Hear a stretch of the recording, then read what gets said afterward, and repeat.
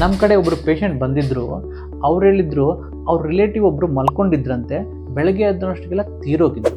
So ಅವ್ರು ಇಮಿಡಿಯೇಟಾಗಿ hospital rush ಮಾಡಿದಾಗ ಅಲ್ಲಿ ಡಾಕ್ಟರ್ ಹೇಳಿದ್ದು ಸೈಲೆಂಟ್ ಹಾರ್ಟ್ ಅಟ್ಯಾಕ್ ಆಗಿದೆ, ಅದಕ್ಕೆ ಅವ್ರು ತೀರೋಗಿದ್ದಾರೆ. ಸೈಲೆಂಟ್ ಹಾರ್ಟ್ ಅಟ್ಯಾಕ್ ಅಂದರೆ ಏನು? ಸೈಲೆಂಟ್ ಹಾರ್ಟ್ ಅಟ್ಯಾಕ್ ಅಂದರೆ ಕೆಲವು ಸೆಟ್ ಆಫ್ ಪೇಷಂಟ್ಸಿಗೆ, ಓಲ್ಡ್ ಏಜ್ ಪೇಷಂಟ್ಸು, ಅವರು ಕಿಡ್ನಿ ಪೇಷಂಟು ವಿತ್ ಡಯಾಲಿಸಿಸ್ ಮೇಲೆ ಇರೋದು, ಕ್ಯಾನ್ಸರ್ ಪೇಷಂಟು, ಅಥವಾ female patient with more than 50 years, ಅವ್ರ diabetes patient with long history of diabetes ಇತ್ತಂದರೆ ಈ ಪೇಷಂಟ್ಸಲ್ಲಿ ನರಗಳೆಲ್ಲ ವೀಕ್ ಇರುತ್ತೆ. ಅವರಿಗೆ ನರಗಳಿಂದ ಸೆನ್ಸೇಷನ್ ಭಾಳ ಕಡಿಮೆ ಇರುತ್ತೆ, ಅವರಿಗೆ ಎದೆ ನೋವು ಗೊತ್ತಾಗಲ್ಲ. ಸೊ ಈ ರೀತಿ ಪೇಷಂಟ್ಗೆ ಯಾವ ರೀತಿ ಲಕ್ಷಣಗಳು ಬಂದಿರುತ್ತೆ, ಅವರಿಗೆ ಎದೆ ನೋವು ಕಾಣಿಸಲ್ಲ, ಏನು ಮಾಡಬೇಕು? ಸೊ ಆ ರೀತಿ ಪೇಷಂಟ್ಸು ತುಂಬ ಉಸಿರಾಟದ ತೊಂದರೆ, ಸುಮ್ಮನೆ ಕೂತ್ಕೊಂಡಿದ್ದಂಗೆ ಉಸಿರಾಟ ತೊಂದರೆ ಆಗೋದು, ಸುಮ್ಮನೆ ಜಾಸ್ತಿ ನಿಂತ್ಕೊಂಡಿದ್ರೆ ಬೆವರು ಬರೋದು, ಅವ್ರ ಅಥವಾ ಕಾಲು ದಪ್ಪ ಆಗ್ಬೋದು, ಕೆಲವೊಮ್ಮೆ ಅವರಿಗೆ ಸುಮ್ಮನೆ ಕೂತ್ಕೊಂಡಲ್ಲೇ ತಲೆ ಸುತ್ತು ಬರೋದು, ಅಥವಾ ವಾಂತಿ ಬಂದಂಗೆ ಆಗ್ಬೋದು. ಸೊ ಈ ರೀತಿ ಲಕ್ಷಣಗಳು ಇರುವಂಥ ಪೇಷಂಟ್ಸು ಇಮಿಡಿಯೇಟ್ಲಿ ಹಾಸ್ಪಿಟ್ಲಿಗೆ ಹೋಗಿ ECG ಮಾಡುವಂಥದ್ದು ಇಂಪಾರ್ಟೆಂಟು.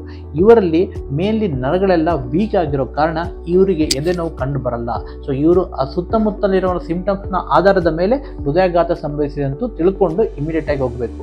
ಸೊ ನಾವು ಹೇಳಿರೋ ಹಾಗೆ diabetes patient with long history, or old age patient, or kidney patient with dialysis, cancer patient, ಈ ಎಲ್ಲ ಪೇಷಂಟ್ಗಳು ಸ್ಮಾಲ್ ಲಕ್ಷಣಗಳನ್ನು ನೆಗ್ಲೆಕ್ಟ್ ಮಾಡ್ದಂಗೆ ನಾವು ಇಮಿಡಿಯೇಟ್ ಆಗಿ ಅಟೆನ್ಷನ್ ಕೊಡಬೇಕು.